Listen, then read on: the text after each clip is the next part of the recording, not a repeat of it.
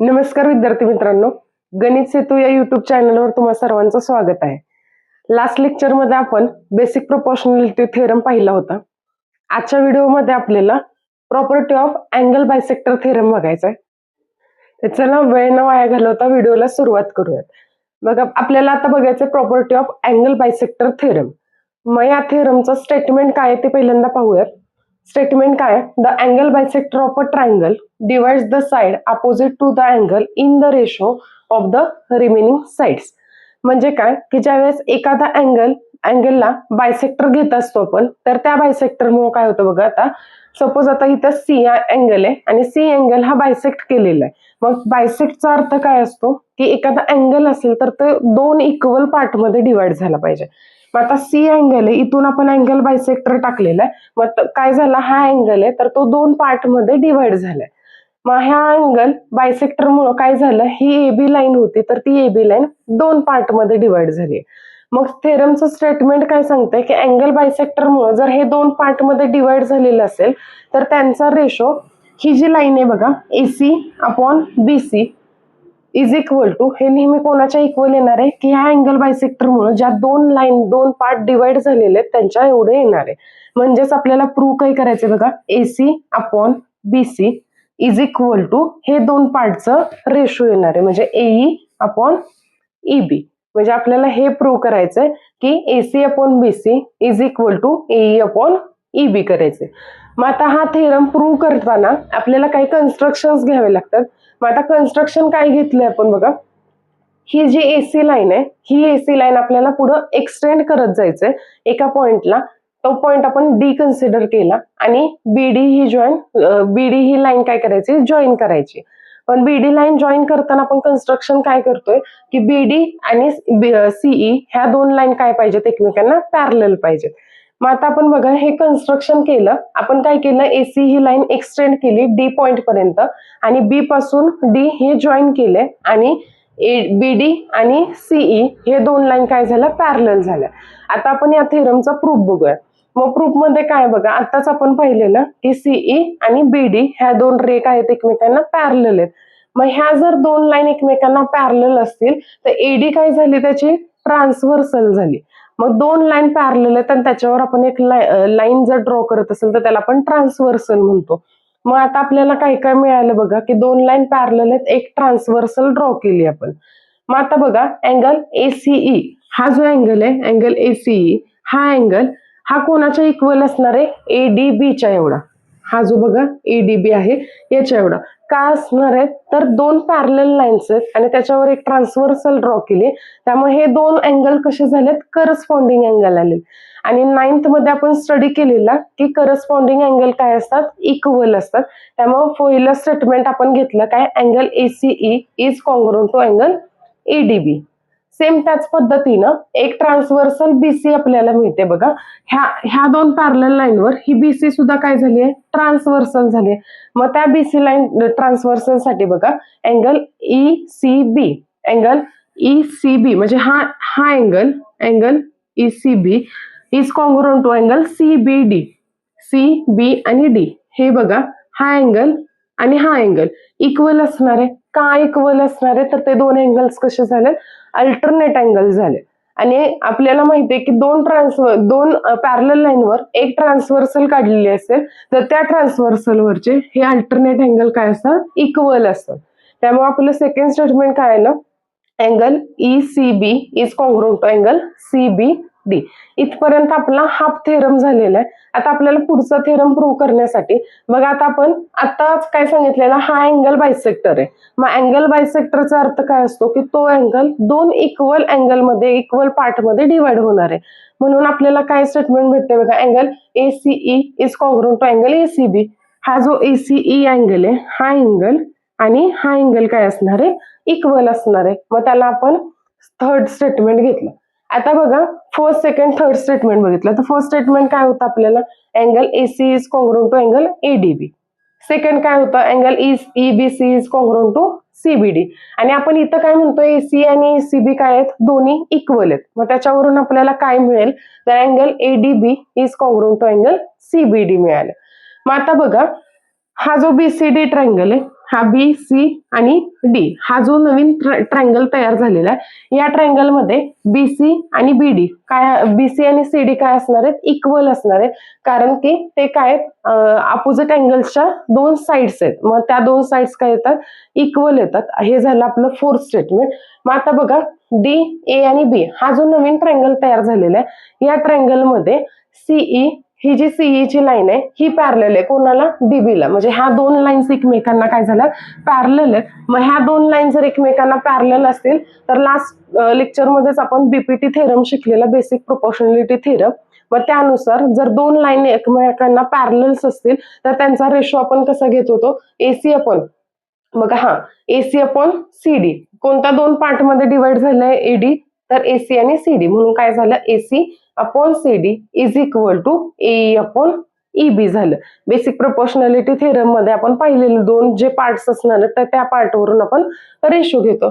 मग चौथ्या आणि पाचव्या स्टेटमेंट वरून बघा, चौथा आणि पाचवा स्टेटमेंट, चौथं स्टेटमेंट काय होतं, BC is equal to CD हे स्टेटमेंट होतं. आणि पाचवं स्टेटमेंट काय, AC upon CD is equal to A upon EB. मग आता आपण फक्त काय करणार आहे, जिथं सीडी आहे त्याच्याऐवजी रिप्लेस काय करणार आहे, बीसी रिप्लेस करणार आहे. कारण आपल्याला काय दाखवायचंय, AC upon BC is equal to A upon EB दाखवायचंय. मग आता आपल्याला इथं सीडी आले, मग सीडी नकोय म्हणून आपण काय करणार आहे, फक्त सीडीच्या ऐवजी बीसी न रिप्लेस केलं. मग नवीन स्टेटमेंट काय मिळेल आपल्याला, AC upon BC is equal to A upon EB. आणि हेच या थेरम मध्ये आपल्याला प्रूव्ह करायचं होतं. थेरम मध्ये फक्त काय केलं, आपण पहिल्यांदा एक कन्स्ट्रक्शन घेतलं आणि त्या कन्स्ट्रक्शन मध्ये काय केलं की हा जो एसी होता तर ही एसी ची लाईन पुढे वाढवली, आपण एक्सटेंड केली आणि बी पासून त्या पॉइंट पर्यंत आपण पॅरलल लाईन ड्रॉ केली. मग त्याच्यानंतर फक्त कन्सेप्ट कोणता यूज केला आपण, दोन पॅरलल लाईन आणि एक ट्रान्सव्हर्सल असेल तर करस्पॉन्डिंग अँगल आणि अल्टरनेट अँगलचा थेरम यूज केला. आणि लास्टला आपण बीपीटी म्हणजेच बेसिक प्रोपोर्शनॅलिटी थेरमचा यूज केला आणि हा थेरम प्रूव्ह केला. नेक्स्ट थेरम आहे converse of angle bisector theorem. ह्या थेरमचं स्टेटमेंट काय आहे बघा, if in triangle ABC point D on side BC, BC या पॉइंटवर, बीसी या लाईनवर जर डी हा पॉइंट असेल आणि ट्रायंगल एबीसी आपण घेतो तर AB upon BC is equal to BD upon DC असे जर आपल्याला मिळत असेल, then ray AD bisects angle BCA. याचा अर्थ काय झाला की एखादा ट्रायंगल एबीसी घेतलाय आणि या ट्रायंगल एबीसीच्या आउटसाइडला डी हा पॉइंट कुठेतरी लाई करतोय आणि जो पॉइंट बीसी ह्या लाईनवर येणार आहे. जर असं येत असेल आणि आपल्याला जर हा रेशो मिळत असेल तर आपण काय म्हणणार आहे, हा जो अँगल आहे सी अँगल तर तो काय होतोय, बायसेक्ट होतोय. म्हणजे आपण अँगल बायसेक्टर थेरम बघितला, त्याचा हा कॉन्व्हर्स पार्ट आहे. आणि या पार्टवर तुम्हाला एक्झाम मध्ये क्वेश्चन्स येतात, तुम्हाला डायग्राम दिली जाते आणि त्याच्यावरून तुम्हाला अँगल बायसेक्टर थेरम किंवा converse of angle bisector theorem हा यूज करायचा असतो. नेक्स्ट थेरम आहे बघा, property of three parallel lines and transversal. ह्या थेरमचं स्टेटमेंट बघूया बघा, the ratio of the intercepts made on the transversal by three parallel lines is equal to the ratio of the corresponding intercepts made on any other transversal by in the same parallel lines. मग या स्टेटमेंटचा meaning काय की ज्यावेळेस तीन parallel lines असतील आणि त्याच्यावर दोन ट्रान्सव्हर्सल जर ड्रॉ केलेले असतील तर त्यांचा रेशो बघा, आता इथं तीन पॅरलल लाईन्स घेतलेत आपण, एल एम आणि एन ह्या तीन पॅरलल लाईन्स आहेत आणि या तीन पॅरलल लाईन्सवर दोन ट्रान्सव्हर्सल ड्रॉ केलेत, कोणती, एसी आणि दुसरी कोणती आहे, पीआर आहे. ह्या दोन ट्रान्सव्हर्सल ड्रॉ केलेत आपण. तर ह्या स्टेटमेंटचा मिनिंग काय असतो की ज्यावेळेस तीन पॅरलल लाईन्स असतील आणि दोन ट्रान्सव्हर्सल असतील तर त्यांचा रेशो कसा येणार आहे बघा. आता एल एम आणि एन ह्या तीन पॅरलल लाईन्स होत्या, त्याच्यावर ही ट्रान्सव्हर्सल जर घेतली तर ह्या ट्रान्सव्हर्सलमुळं किती इंटरसेप्ट तयार झाले, दोन. कोणते कोणते, ए बी आणि बी सी. मग रेशो कसं तयार होणार आहे, A B upon B C is equal to, तो कोणाच्या इक्वल असणार आहे, ही जी दुसरी ट्रान्सव्हर्सल आहे ह्या दुसऱ्या ट्रान्सव्हर्सलमुळं जो इंटरसेप्ट तयार झालाय तर त्याच्या इक्वल असणार आहे. मग काय येणार बघा, फॉर्म्युला तयार काय होणार, A B upon B C is equal to P Q upon Q R. हे आपल्याला प्रूव्ह करायचं. मग टू प्रूव्ह मध्ये काय लिहिणार आपण, A B upon B C is equal to P Q upon Q R. थेरमचं प्रूफ खूप सोपं आहे, फक्त एक कन्स्ट्रक्शन करायचं आहे आणि बीपीटी आपल्याला यूज करायचं आहे. मग आता बघा कन्स्ट्रक्शन मध्ये आपण काय कन्स्ट्रक्ट करतोय तर पी आणि सी हे दोन पॉइंट्स काय करणार आहे आपण जॉईन करणार आहे आणि एक लाईन ड्रॉ करणार आहे। मग हे दोन पॉइंट्स जॉईन केल्यानंतर ह्या लाईनवर ही जी सेकंड नंबरची पॅरलल लाईन आहे या लाईनवर इंटरसेक्ट होईल आणि त्या इंटरसेक्ट झालेल्या पॉइंटला आपण डी नाव देणार आहे। मग नवीन कन्स्ट्रक्शनची डायग्राम ह्या पद्धतीने येईल। पी टू सी आपण जॉईन केलं, ह्या पॉइंटला ज्या पॉइंटला इंटरसेक्ट होतं त्या पॉइंटला आपण डी नाव दिलं। आता प्रूफ स्टार्ट करूयात बघा। मग ट्रायंगल ए सी आणि पी हा जो नवीन ट्रायंगल तयार झाला बघा, हा ए सी आणि पी। मग ह्या ट्रायंगलसाठी कोणत्या दोन लाईन पॅरलल आहेत तर बीडी आणि एपी एकमेकांना पॅरलल आहे बघा। ही बीडी लाईन आणि ही एपी लाईन ह्या दोन्ही काय झाल्या एकमेकांना पॅरलल झाल्या। मग एक ट्रायंगल आहे आणि एका ट्रायंगलवर दोन लाईन पॅरलल असतील तर तिथं आपण बेसिक प्रोपोर्शनॅलिटी थेरम यूज करू शकतो। मग काय येईल बेसिक प्रोपोर्शनॅलिटी थेरम बघा, ए सी आणि पी मग हे दोन पार्ट तयार झालेत म्हणजे काय येणार आहे ratio A B upon B C is equal to हे नंतरचे दोन पार्ट म्हणजे काय येणार आहे P D upon D C. त्याला इक्वेशन नंबर 1 दिला आणि रिझन काय येणार आहे बेसिक प्रोपोर्शनॅलिटी थेरम। आता नेक्स्ट बघा ट्रायंगल पी सी आर। ह्या ट्रायंगलसाठी हा जो ट्रायंगल तयार झाला पी सी आर या ट्रायंगलसाठी काय येतंय बघा, डी क्यू ही लाईन डी क्यूची जी लाईन आहे ती कोणाला पॅरलल आहे सी आरला पॅरलल। मग आता इथं बेसिक प्रोपोर्शनॅलिटी थेरम जर यूज केला तर काय येणार आहे P D upon D C is equal to second side काय येणार आहे P Q upon Q R येणार आहे। मग हे दोन स्टेटमेंट्स मिळाली। मग या दोन स्टेटमेंट मध्ये बघा इथं एल एच एस साईडला आर एच एस साईडला काय आहे P D upon D C आहे आणि इथं एल एच एस साईडला P D upon D C. मग जर दोन इक्वेशन्स आहेत आणि दोन्ही इक्वेशनमध्ये एकाचं एल एच एस साईड आणि एकाची आर एच एस साईड जर इक्वल येत असेल तर ह्याच्यावरून आपण काय म्हणणार आहे फ्रॉम इक्वेशन 1 and 2 काय मिळेल आपल्याला हा B C upon A B upon B C is equal to काय येणार आहे P Q upon Q R येणार आहे। आणि तेच आपल्याला प्रूव्ह करायचं होतं की A B upon B C is equal to P Q upon Q R.